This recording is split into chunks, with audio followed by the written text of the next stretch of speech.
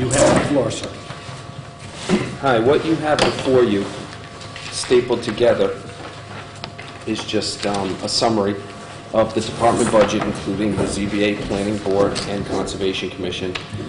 And the second thing you have is simply an update of the last few pages of this document, because Dave and I were reviewing this as we were sitting and waiting, and we noticed that there were a couple things that needed to be added, so Brenda was kind enough to run some copies and bring them down to us. Would I be correct in saying that they would not appear in the December 15th edition that we have? Correct. Okay. You are correct, Mr. Chairman. Correct. Thank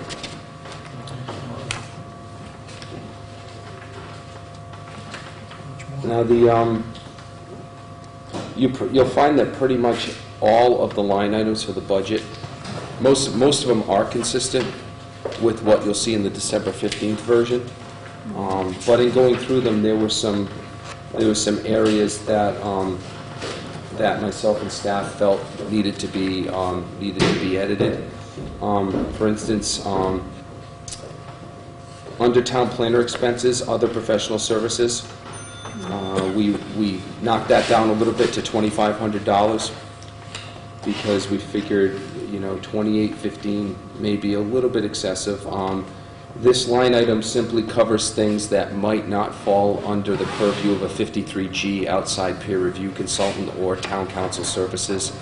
For instance, when a project like Wareham Crossing goes in, there may be something that is outside those two realms, maybe historic artifacts, something within a historic district that may fall outside of those two, may fall between the cracks outside of those two areas.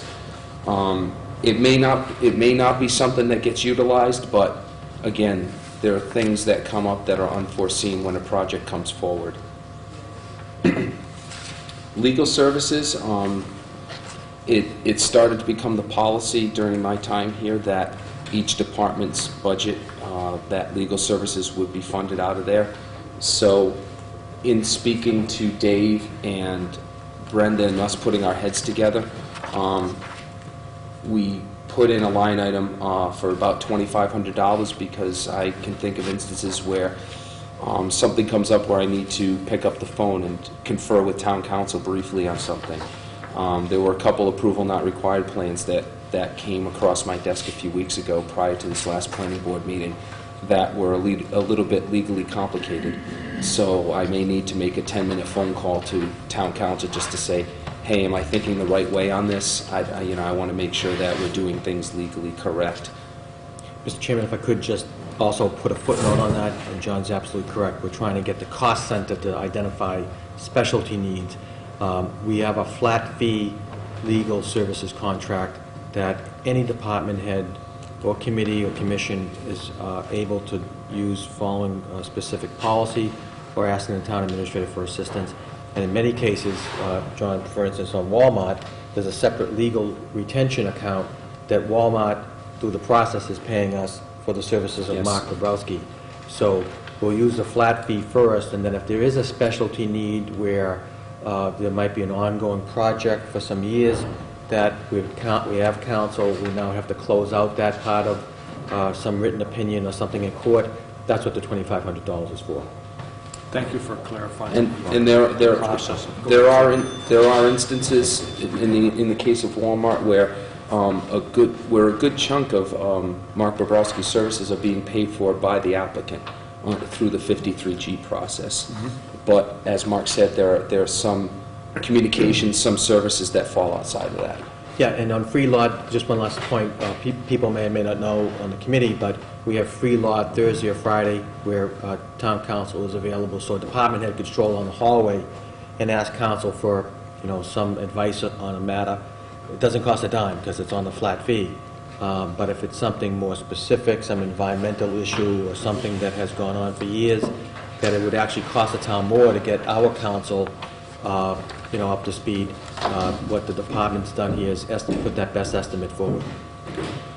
And then there's $240 for cellular. Currently, I don't have a work cell phone, so that would be something. I know the conservation agent has one. The Board of Health director has one, so it would be something that if it could be fit within the budget, that would be a good thing to have. Other purchase services, again, we rounded down where we trimmed where we could. That's simply our contracts for maintenance of and repair of copy machines, fax, typewriter repair, water cooler, things of that nature. All office supplies, we estimated about $100 per month. That's about $1,200. And any other supplies we may need, such as that fall out of regular supplies, such as office furniture, file cabinets, things of that nature. We added in $1,200 for gas, diesel, and oil because it also came to my attention that at the end of each fiscal year, whatever gas that we use to fill up the town vehicle that we use comes out of our budget. So that it's important that there's a line item in there to cover that. We estimated about $100 per month, and in talking to Dave this morning, since, to tell you the truth, in the usage of the vehicle, I'd say the percentage between myself and Dave using the town vehicle is probably 75% conservation, 25% planning. I do go out on occasional site visits and things of that nature, but Dave goes out more regularly than I do. So that's usually how the usage is split up. But we estimate about $100 per month should cover that expense. Travel reimbursement, again, $200 for conservation. Again, Dave uses the town vehicle probably 95% of the time. There are rare occasions that he may have to attend a conference or a seminar, and it isn't prudent to use the town vehicle. But that's fairly rare, I would say, right now. Yeah. So we figured $200 for conservation, $1,785 for the town planner. Conferences, that's for attendance at conferences and seminars. Advertising, that's simply a that's a normal line item where the planning board is required to run certain legal advertisements in the papers for certain things. And $8,014, that is a carryover from previous town meeting, I believe 2 or 3 years ago. Remaining funds for zoning bylaw and subdivision rules and regs rewrite, and we are currently tapping into that money. We have retained the services of engineer Charles Rowley. Because there was no town planner for 2.5 years, we wanted to make sure that any zoning bylaw amendment that had been passed at town meeting has made it into the zoning bylaws as it was approved by the Attorney General's office. So Charles Rowley is in the process. He's done some research with the town clerk's office, and he's in the process of updating our zoning bylaws as we speak. So we'll have a nice, clean, new, updated copy of the zoning bylaws probably in the next 2 months or so. And when we get down to planning board expenses, again, printing and mailing, we've knocked that down from $1,800 all the way down to $800. As you can see, it's down from $2,000 in FY 2011. Town meeting advertisement, again, has been knocked way down. It was $3,000 a couple years ago. It's down to $1,300. Again, planning board office supplies, $1,200. Other supplies has been knocked back down to $1,000 after going up last year for transcription machine, typewriters, printers. Travel reimbursement, $500 for planning board members. Again, this is something I've spoken to the planning board about really being frugal with this. But there are instances where planning board members will attend conferences, seminars, meetings, things of that nature. And again, under legal services, similar to up above, we've added a line item for about $1,200 for legal services. The planning board doesn't require legal services as much as myself or the zoning board of appeals. So $1,200 should be sufficient for them, but there are times, for instance, where at a planning board meeting, planning board will request town council opinion on a matter and ask me to follow up with town council on something. So naturally, if they ask me to do something, I'll do it for them. And once again, Mr. Chairman, following the same policies and procedures that we talked about earlier, using the flat fee first, and if there's anything specialized that would require approval, that it get that approval either through the Board of Selectmen or the town administrator. And, in looking at some of these light items, $2,500, $1,200, it's really amazing with the fees that attorneys charge, how quickly that gets used. It really does. It's surprising, and it's not unique to any individual attorney or attorneys. It's just one of those things. Again, $1,000 for continued training affiliated with planning, down from $1,500 a couple years ago. So total expenses for the planning board have come down from $10,000 to $7,000 over the last couple of years. Now with the Zoning Board of Appeals, again, advertising, Zoning Board of Appeals is legally required to advertise for certain projects, so that's an important line item for them to have. And also $300 for conferences. Again, $300 is not a lot of money. You know, if you attend a conference, it may cost you anywhere from $30, $50, $60. So that's not a lot of money, but it should cover what they need. And again, $200 for travel reimbursement. As you can see, the Zoning Board of Appeals budget has come down from almost $4,200 to $1,500. Now, we have highlighted a new line item for legal services, and again, as far as the ZBA is concerned, that is a unique situation, because the ZBA has typically utilized the services of Attorney John Whitten as special counsel for affordable housing projects, 40B projects, and that's one thing where we're working with the ZBA on, is to try and control their costs as far as legal services. Now, in talking as a department, a likely recommended amount for that line item would probably be $2,500 to $3,000. Although one thing where, again, we've been working with Mr. Andrews on this, is trying to control the legal costs of the Zoning Board of Appeals. And I mean, the receipt that Brenda showed me this morning on how much of a legal cost the ZBA has run up is over $13,000 this last year. So it's something that is a concern, and it's something that we're trying to work to resolve.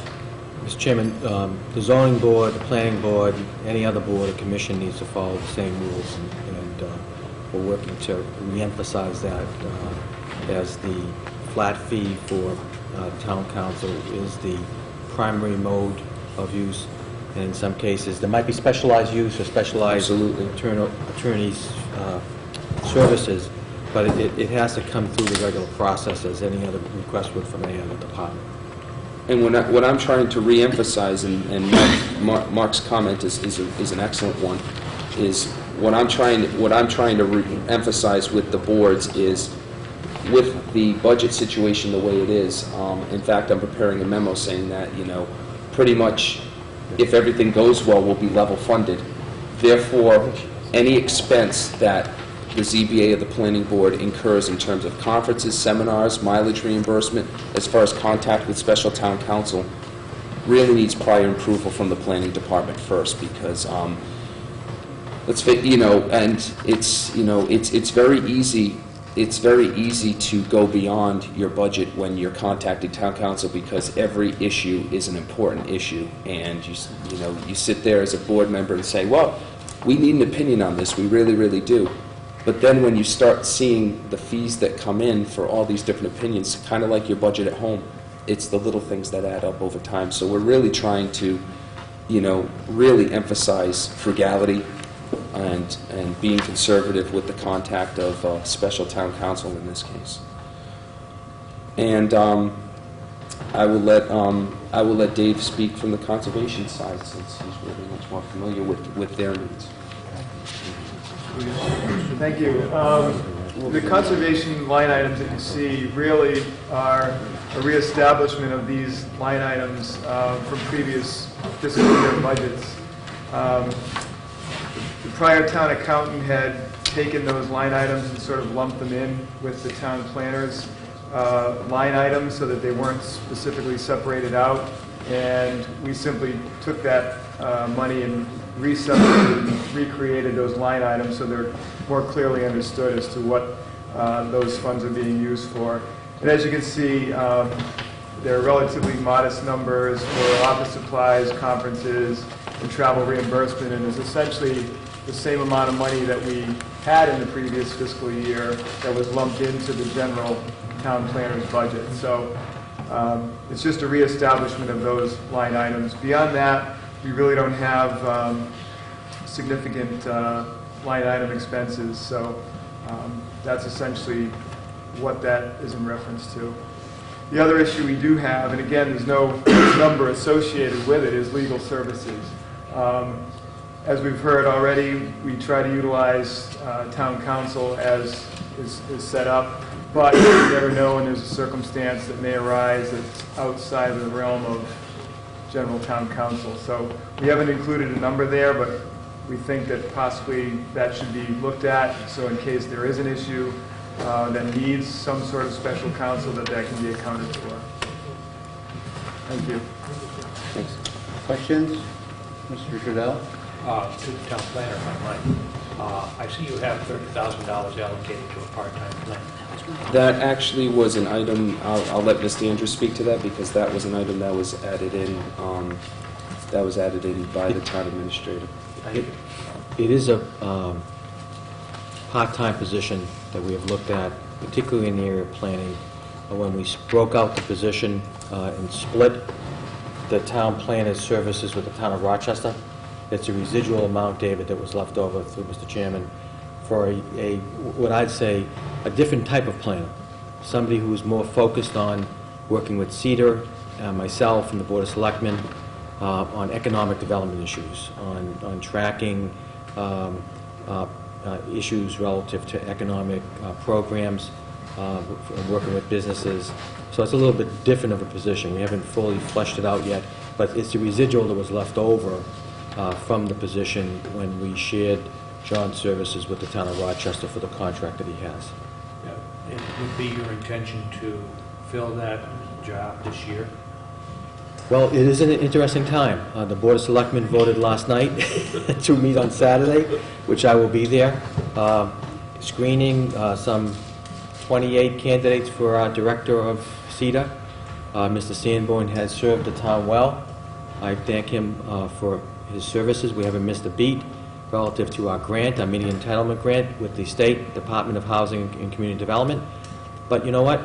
I'd like to get a full-time director in, take a step back, take a pause, and maybe that director has some background in economic development that might put that town assistant planner issue to rest, and we don't need to fill the position. Maybe that person doesn't. Maybe it's more focused on... It's difficult to get a person that's balanced between planning and development. And as you know, we're trying to run at a number of projects in town, major projects, John, that you've worked on with 80 Makepeace for Rosebrook Business Park, for expansion of other areas of town, the Walmart project, The Bog Wind project. But if you separated out the economic issues and said to this assistant or whatever, run with this and work with the director of CEDA to get as many businesses relocated to town or expanded in town, that would be the intention that I have at least. Thank you. You're welcome, sir. All right, Mrs. Brown? Mr. Andrews, it just doesn't make any sense. You know, when we sell the town regionalization, we're looking for regionalization, and we've got a part-time planner now, and then we want to bring on another part-time planner. It just doesn't sit well with me. It just doesn't. Why don't we make Mr. Chardonnay a full-time planner? If that's what we need, that's what we need. But we went to the town and said, we're saving, we're doing this, we're doing that. Now we're going to come back and say, well, geez, now we need a part-time planner that specializes in this and that. And it just doesn't sit well with me. Mr. Chairman, I don't disagree, and I understand your point of view. I didn't say that we couldn't make John full-time. I said that we need to get the full-time CEDA director in place and then to assess the skill sets that that individual has so that we can do... I really want to march forward, Donna, with a real strong business development plan, one that uses regional offices. I'm not going to put John on the spot, but God bless you. When was the last time we contacted the Massachusetts Office of Business Development to do some work with the planning department to expand a local business and get a small business loan? Probably not in the past 6 to 8, 10, 12 months. Peter has worked hard But the idea would be to get that full-time senior director in, take a step back, as I said, take a pause. Maybe we need a full-time planner, given the fact that we've got a lot of plans working towards the end right now. So I'm not ruling that out. Okay. I'm just saying that it's a residual that was left over, because I look at on the town side, and, I don't see a whole lot. I want to see more economic activity, assisting businesses, get permitted, get their business plans together, maybe even going to a local bank, going to a loan pool, and helping represent the town in promoting a loan for, a business that wants to expand or a new business that wants to come to town. So I'm not ruling anything out at this point. Any other questions, Mr. McDonald? You mentioned a minute ago residual. You keep saying it's a residual amount. I'm a little confused on residual because I guess per contract we own a certain percentage of Mr. Charbonneau, correct? So where's the residual? It's the amount left over, Larry, through you, Mr. Chairman. So John makes per his contract $36,000 here. To the town. That's correct. And he gets also paid for 2 days in Rochester. Right. So what was left over in a position that you would call the assistant planner is the amount of dollars So left. technically, it really isn't a residual amount. It's a new encumbrance we're trying to do. I'm sorry, I disagree with you. Let me tell you why. We had a town planning position. Right. We approached the town of, Chairman Barrett actually tapped me on the shoulder and said, you know what, I think Rochester's looking for a town planner. Picked up the phone, I called Rich LaCamera there, and he said, yes, we are. We formed a committee, we went up to Rochester, we talked with them, we interviewed a half dozen candidates. We selected Mr. Charbonneau jointly with the town of Rochester. So our amount that we would pay for his salary is the 36. Right. And then the 30 that's left over, which would otherwise have been in the line for the full-time planner. Maybe it's just our terminology difference, because that's when we went to, I see what you're saying. If Yes. we had a full-time, this Yes. is what would cost us. That's But- correct. But when we agreed to that 36, that's what we put in at town meeting, everybody voted on. So to me, there was no residual. We basically entered an agreement with the part-time planner. And now you're wanting another part-time planner. And I understand that, because I see what you're saying, that what we really need is a full-time planner, is what you're saying, basically. Well, no, what I'm saying is that the position, it's been in the budget. It's not that, like we passed one position and not the My other. first time looking at the I'm just budget. saying 11, 12, and 13, it's in the budget.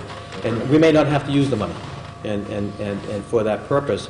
And the town may come to the conclusion that, you know what, we've got so many projects. Because, John, I mean, a lot of this stuff came on the radar after we hired him, right? The AD Makepeace stuff, the last two Bogwind. medical buildings, the mixed use, Walmart relocation, Bogwind. Okay.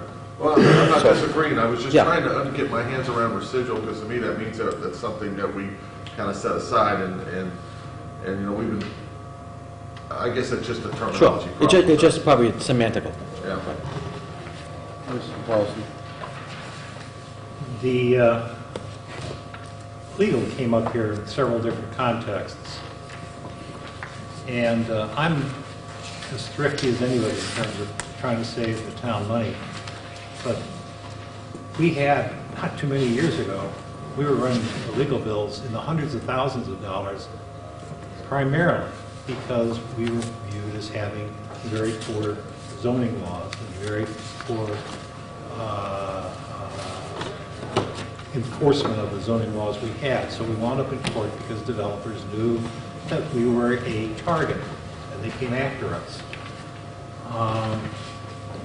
It seems to me that maybe instead of spending $8,000, $9,000, $10,000 a year being frugal, then maybe we should go to our lawyers and say, look, we need a total revamp of all of our laws. Forget the current budget. If we have to spend, I'll pick a figure out of the air. We have to Well, spend an extra it's- $100,000. it's not- If I might. I'm sorry.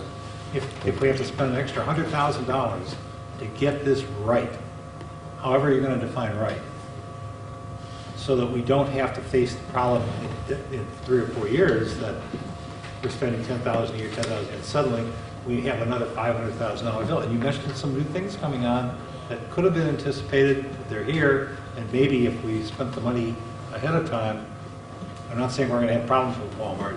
I'm just suggesting, or the others, that if we spent the money ahead of time, we'd be all set.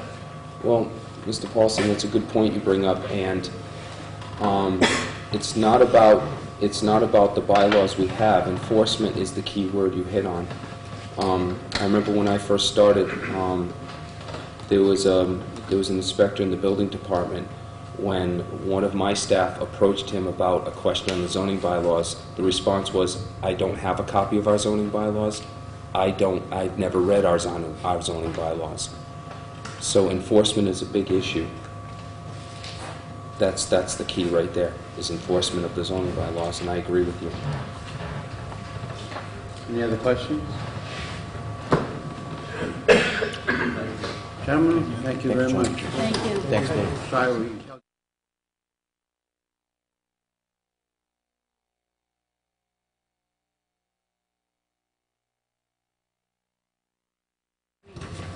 Still morning, barely, but hopefully mine is one of the easier presentations. Guess we'll find out momentarily. What? All right, okay, so We are addressing budget issues. I'll retract it We are then. addressing the budget issues, and we're running way behind, so if you would stay focused. Okay. So,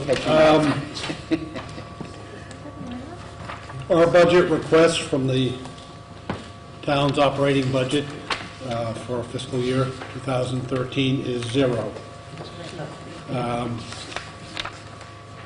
That's $0. Community and Economic Development Authority has been a self-sustaining department of the town, and it derives its funds primarily from community development block grants and from income from real estate assets that CETA owns, Bay Point Country Club, portion of land over there that's leased to the Bay Point Country Club, and a property over at 4 Recovery Road, and the balance is from what we call program income, which is repayments from prior grant activities that CETA has administered. CETA's primary activity is administering the Federal Community Development Block Grant Program. Currently, as shown on the sheet, we are currently administering 2 of them for $1 million each. The town filed an application in mid-December for the fiscal 2012 grant for $900,000. That is expected to be awarded to the town in the spring. The 2 prior grants were $1 million each. Because of a reduction of funding of this program at the federal level by Congress, it's a HUD program whose money passes through the state's Department of Housing and Community Development. They have reduced the prospective grant from $1 million to $900,000 for the next grant. The town is virtually assured of getting this grant. It's because of its demographics and socioeconomic indicators. It's actually in a special category designated by the state, that whereas most communities access these grants on a competitive basis, Wareham is one of 10 smaller, mid-sized communities that are virtually assured this funding on an annual basis. Now, the state could change that policy at any time. So these funds we expect to be forthcoming to the town. And this FY12 grant, the grants are normally 15 to 18 months long, so the state is telling us that this next grant for $900,000 should start in April. I'm skeptical, frankly, but if it does, it would continue through late calendar year 2013. The other major significant program that CETA operates is the DEP's Title V Septic Repair Program, which is a revolving loan program. We're now administering round 6. These are funded at $200,000 each. These make low-interest loans to property owners to repair their septic systems or to abandon their septic systems and connect into the sewer system. And right now, this program started in early 2011. Right now, we're about 2/3 of the way through that program. The town has annually or semi-annually received new funding at increments of $200,000. So presumably, there'd be around 7 programs that the town would be applying and requesting funds for during the current calendar year. This is revolving loan funds. The town is able to retain a very modest administrative fee of $5,000 per year for this. The balance of the funds go out as direct loans, low-interest loans to property owners for septic repairs or sewer hookups, sewer connections. So I know I'd like to try to contribute to get you back on schedule, so I'd be happy to answer any questions. Aaron, just read it out. Currently, you say there's low-interest loans on the septic repair and sewer connection. What's the current rate of percentage that we're charging personnel to take those loans? The 3 or 6%, depending on the person's income status. So the higher amounts, actually not all that attractive right now. But Thank you. Any other questions? Mr. Paulson? Theatre, I see you have 2 programs here that we participate in. right. And I see the buses going by, and they're oftentimes empty. And I'm a curious soul by nature, and I'm wondering just how we get involved with the scheduling of those buses, or is that handled regionally? What if anything can be done, and what are the 2 programs? What do they cost us per year? We don't get involved in the scheduling. That's a GATRA operational issue. I think certain routes are heavily subscribed, other routes are not heavily subscribed, is my understanding. There was a CETA board meeting on Monday night. We were actually talking about this. Programs that are directly being funded through the grant is the Owl Pass program, the Onset Wareham Link, the bus, where low-income persons qualify for a free pass.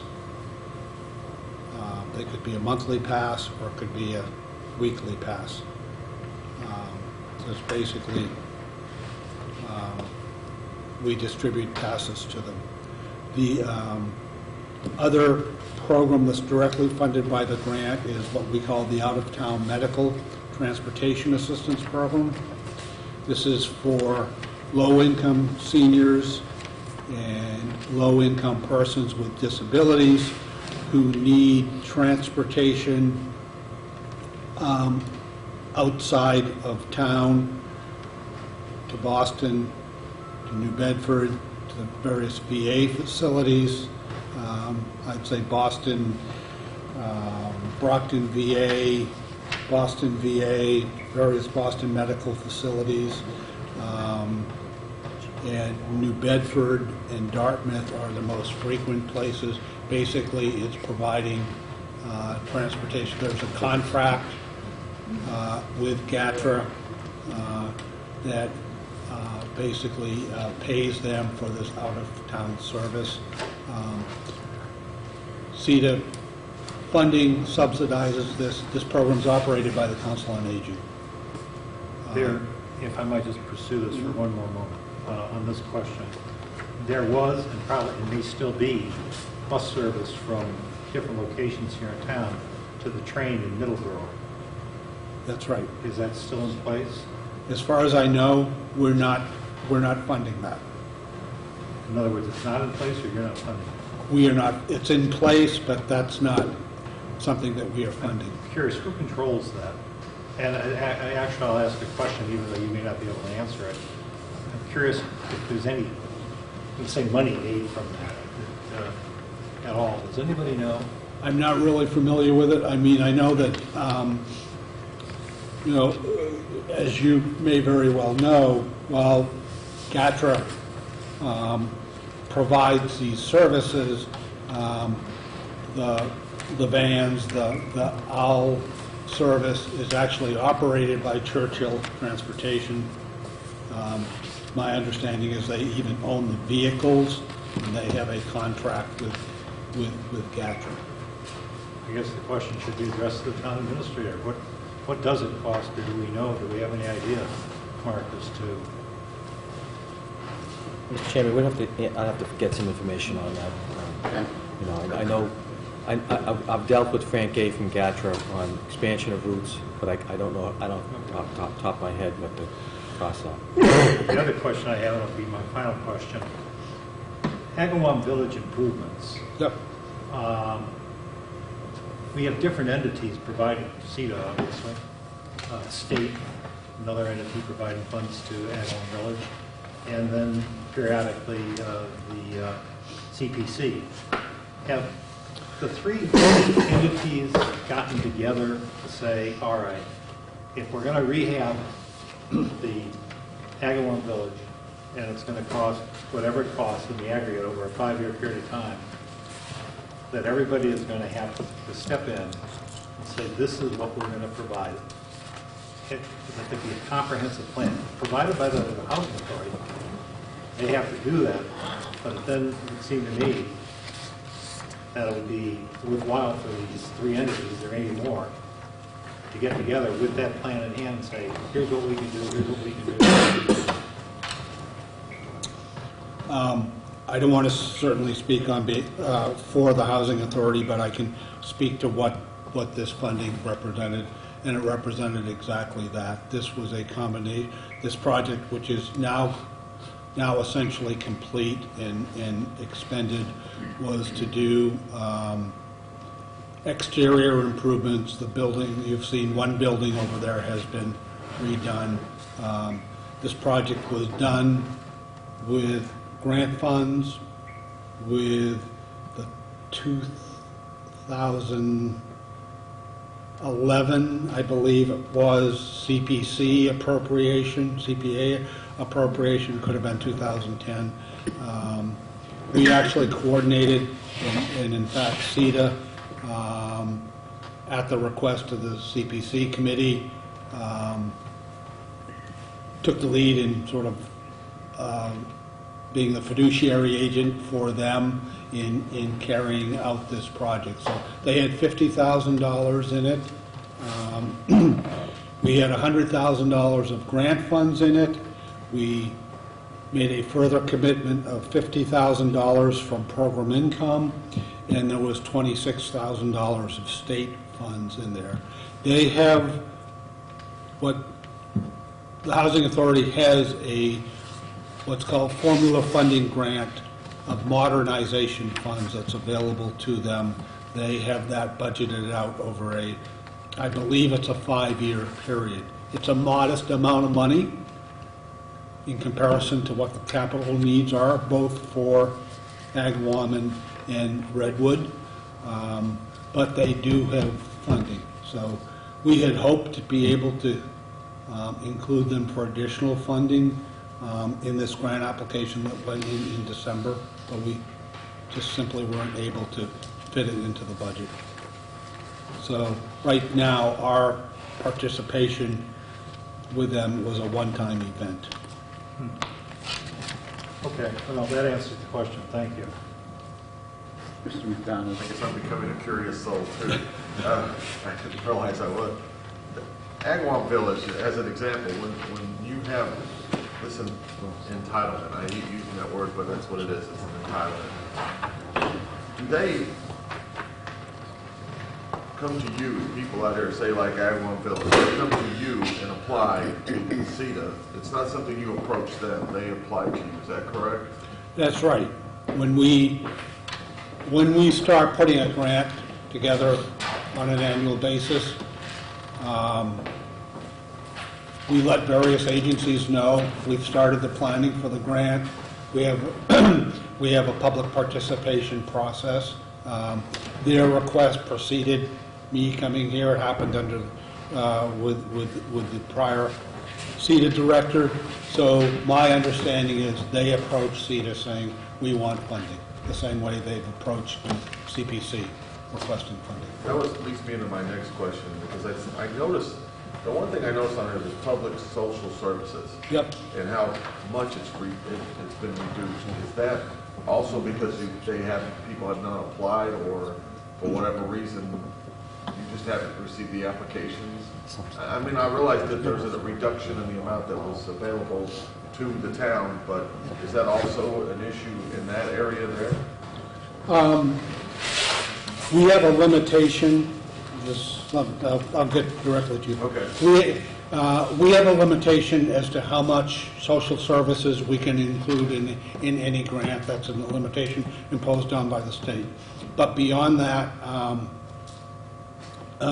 it was really, it was in part due to the reduced funding this year. It was also in part, there were really three things. There was reduced funding, there were competing projects, Right. and we also took a hard look at programs that are funded right now. How far will their existing funding commitments carry them through? And right now, some of the projects that are funded either directly with a grant or with program income, some of them will carry through calendar 2012. A few of them will even go into 2013. So, yes, there's a need, but we also didn't want to get backlogged with money, because one other aspect of these grants is the town has spending requirements. The state expects a certain percent of a grant will be expended in order to qualify it for the next one. So this doesn't by any means show a reduced need, and I would think it's very possible that the next grant application, the amount will go back up again. Yeah, I expect that too. That's why I'm trying to marry the whole need versus what's funded. All right, sorry. Mr. Chairman, if I could just one footnote real quick.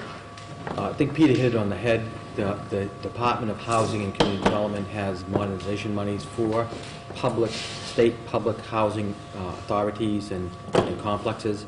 It's a little bit unique to be using federal community development block grant funds for some of the things that he's talked about. I think there was a pressing need there, but I'd say, Peter, correct me if I'm wrong, it's the exception to the rule, it's not the rule that you use. And it's up obviously to the CETA board and the board of selectmen, but there's a separate pool of funding for modernization that's held in Boston for modernization of public housing facilities.